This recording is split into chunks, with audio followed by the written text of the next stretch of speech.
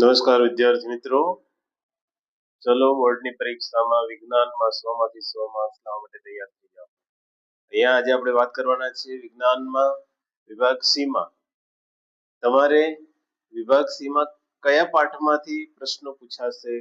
તો મેં અહીંયા ચેપ્ટર લખેલા છે કે ભાઈ પાઠ 1 માંથી એક પ્રશ્ન પૂછાશે, પાઠ 3 માંથી બે પ્રશ્ન પૂછાશે, પાઠ 6 માંથી એક પ્રશ્ન પૂછાશે, પાઠ 7 માંથી બે પ્રશ્ન પૂછાશે, પાઠ 9 માંથી બે પ્રશ્ન પૂછાશે અને પાઠ 11 માંથી એક પ્રશ્ન પૂછાશે.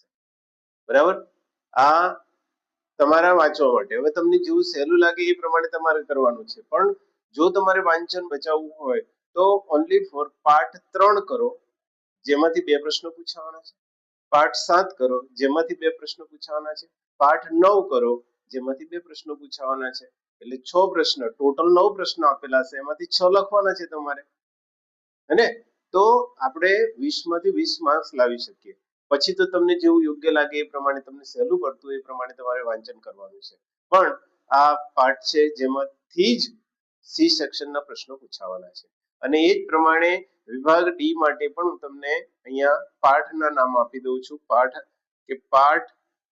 2, 4, 5, 10, 12 અને 13 એમાંથી જ તમને વિભાગ ડી માં પ્રશ્નો પૂછાવાના છે, જેમાંથી બે પણ તમને આવડે છે, 4 પણ આવડે છે, 5 પણ આવડે છે.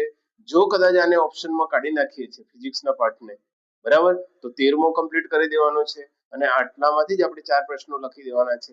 એટલે કદાચ તમારે ફિઝિક્સ ન વાંચવું હોય તો પણ ચાલે. અને ફિઝિક્સમાં જો તમારે કરવું હોય તો કદાચ લઘુ દ્રષ્ટિની ખામી છે, ગુરુ દ્રષ્ટિની ખામી છે, બરાબર, ફિર બીજું છે પ્રિઝમ વાળો જ પ્રશ્ન છે. આવા 3-4 પ્રશ્નો તમને જે ફાવે એ તમે કરી શકો છો. બાકી તમે આ 4 પાઠ કરીને પણ 4 ને 4 પ્રશ્નો તમે લખી શકો છો. 2, 4, 5, 13. ઓકે, બરાબર. આવી જ માહિતી માટે મારા વિડીયોને જોતા રહો. Thank you.